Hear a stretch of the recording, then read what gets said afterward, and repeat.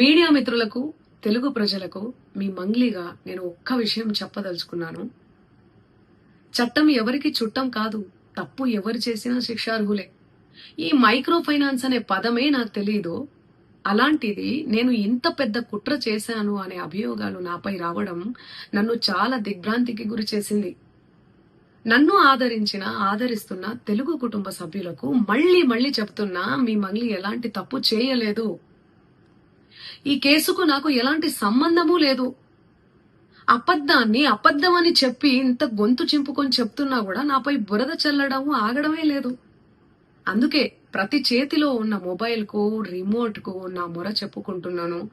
చట్టాన్ని గౌరవించే పౌరురాలిగా బాధితులకు న్యాయం జరిగేందుకు, దర్యాప్తు అధికారులకు సహకరించేందుకు నేను సిద్ధంగా ఉన్నానని మీకు విజ్ఞప్తి చేసుకుంటున్నాను.